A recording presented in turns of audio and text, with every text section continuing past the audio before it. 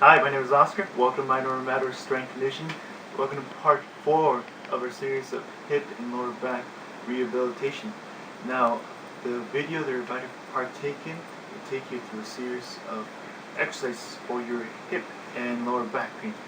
Now, if for whatever reason you can't perform some of these exercises, go to part 2.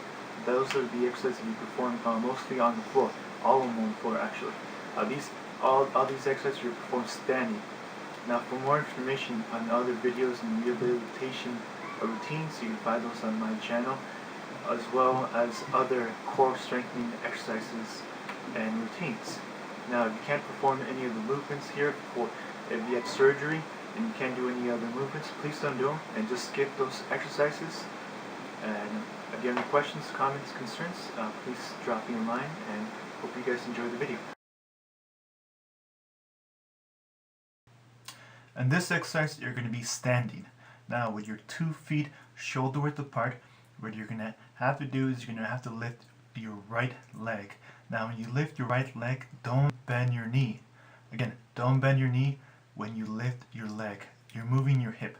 So if you have a lot of back problems, this is one of the first exercises that you should do. It's a muscle located in your lower back. It might be tight, but this helps alleviate it. Now, if you can see the block, I'm trying to raise it as high as I can without bending my knee. And you can see that the only action that I'm doing is moving my hip. Your hips actually move up and down. This is one of the actual muscles that does this, the quadratus lumborum.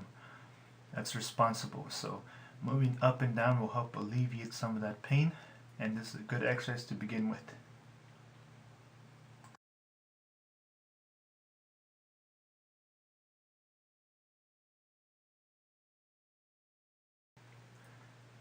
Alright, with your feet shoulder width apart, what I'm going to have you do is you're going to go out to the side at a 45-degree angle.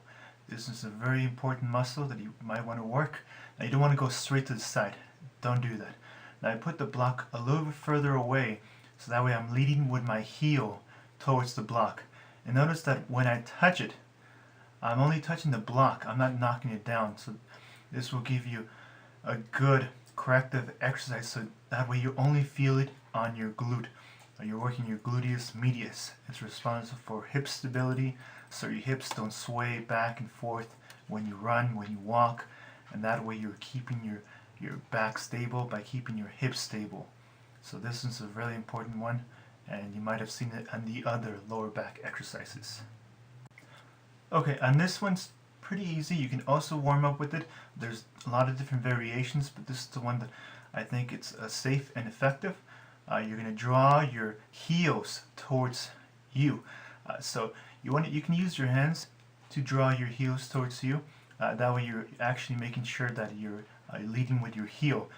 You're working your hip internal rotators, and also you're actually working your adductors a lot. So you should feel it anywhere between 15 and 20 repetitions. That's when you should start feeling it on your inner thighs. Now, you can also do this with resistant bands or tubes, but this one's just a simple one, pretty basic one. So if you're doing a few of these, a few sets of these, you should feel this exercise on your inner thighs, and it does work. Okay, on this one, standing with 2 feet shoulder width apart, I'm going to ask you to hold on to a wall or something stable, and I want you to lead with your chest, a single leg deadlift. Now, you want to lead with your chest. You want to make sure that when you go back, your hips don't turn out. That way your heel is leading. That way you're actually working your hamstrings. And as soon as you feel the stretch on your right hamstring, go back up. So you don't have to go very far. This is a very good exercise if it's done correctly, and it will prevent you from having a lot of back problems. But you got to do it correctly. So as soon as you feel that stretch, come back up, because this one does actually work very effectively, but a lot of people do it wrong. Lead with your chest, don't bend your knee, and make sure that your hips don't turn out.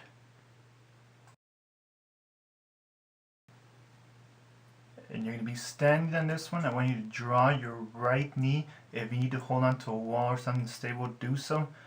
This one's you're going to draw your right knee and then you're going to kick. And you want to make sure that when you kick, it's straight. So your right knee is straight. Now you might not go as high, or maybe you might go higher than me, but make sure that the right foot is straight. All the way. You should feel a stretch on the back of your knee if you're doing this correctly. And gradually, as you increase this muscle, it will get a little bit higher. That way you can go a little bit higher. And as soon as you're done with this leg, perform this one on the other leg. So that way you're getting an active recovery, active rest. And this one strengthens your quad. It's pretty safe and effective, and you don't need any resistance or weights. You're only using your body leverage. So it's a pretty rudimentary exercise, but it's a really, really good one, especially if you're a runner. If you walk a lot upstairs, you can notice a big difference after a few weeks. Okay, you're going to need a stability ball for this next exercise. You don't need to have one, but it just helps. Now, when you place this stability ball against the wall, don't place it too high, because remember, you're going to go down, so you don't want to place it too high. You want to place it in the part of your lower back, and you want to keep your feet a little bit farther apart. The reason being is because you want to go down. So when you go down, you want to push against the ball with your back, so that way you're actually having that stability and making sure you don't want to go too low on these ones. Don't go past 90. It's bad for your knees. Make sure that your knees never cross your toes, and you're going to hold it. And as you're holding it, you want to push back with your heels. If you have to keep your toes up to push back up, do so, but make sure that you push back with your heels. That way you're working your glutes and also your hamstring group. And remember, don't go past 90 degrees on this one. If you don't have a stability ball, you can still perform this exercise. You can do this one. Works better if you actually have a towel behind your back. See, notice how my knees go a little bit forward. Now you always want to make sure that your knees never pass your toes. That way you're doing this exercise correctly and you're not hurting your knees. So you want to make sure that you create an angle. So your knees should never go past your toes.